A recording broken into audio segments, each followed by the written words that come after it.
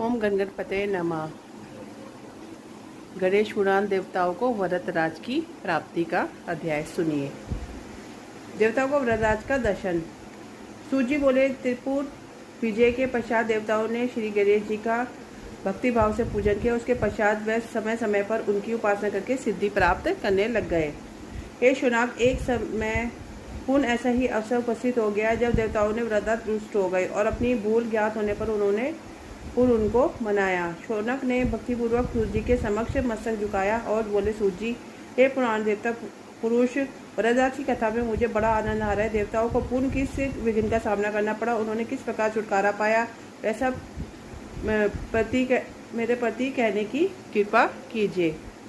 सूत जी बोले, हे शौनक जी, वह कथा भी कहता हूँ, ध्यान पूर्वक सुनो। देवगण एक बार गोमती के पवित्र तट पर यज्ञ करने लगे, किंतु उस यज्ञ में अनेक विघ्न आने लगे। तब उन्होंने भगवान विष्णु के पास जाकर निवेदन किया, हे वैकुंठनाथ, हमारे यज्ञ में बार बार विघ्न उपस्थित हो रहा है, उसके निवारण का उपाय बताइए।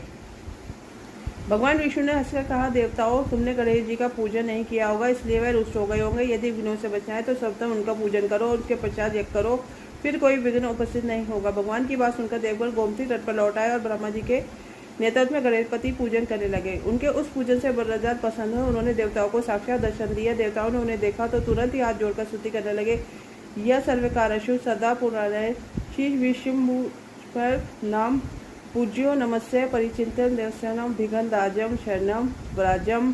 जिनका सभी देवगण शिव विष्णु ब्रह्मा जी भी सब कार्यों में पूजन नमस्कार चिंतन करते हैं, हम उन्हीं विघ्नराज गणेश जी को शरण लेते हैं। हे गणेश्वर, आपके सम्मान मनोवांछित फल प्रदान करने वाला अन्य कोई देवता नहीं है।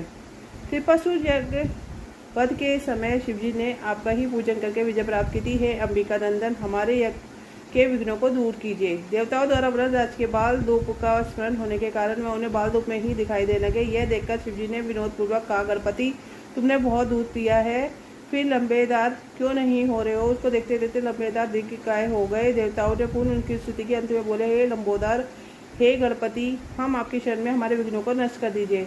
गणेश जी ने कहा, देवगण, चिंता ना करो, अब तुम्हारे यज्ञ में कोई विघ्न उपस्थित ना होगा, सभी बाधाओं का अंत हो चुका है, अपना यज्ञ आरंभ करो। यह कहकर वरदराज अंतर्धान हो गए। देवताओं ने उनकी प्रतिमा स्थापित कर पूर्ण पूजन किया, पुष्पांजलि आदि द्वारा संतुष्ट करके यज्ञ अनुष्ठान का अभ्यास किया। इस प्रकार उनके यज्ञ में कोई बाधा उपस्थित नहीं हुई। युद्ध के विभिन्न रूप के संपूर्ण होने पर देवताओं को बड़ी प्रसन्नता हुई और हर्ष विभोर हृदय से विघ्न नाशक वरदराज की जय जयकार करने लगे। इसी के साथ गणेश पुराण का ये अध्याय पूर्ण होता है। कल जो मैं अध्याय आपको सुनाऊंगी उसमें श्री राधा जी ने गणपति की पूजा की वो अध्याय। तब तक के लिए सबको राम नाम, सबको राधे राधे।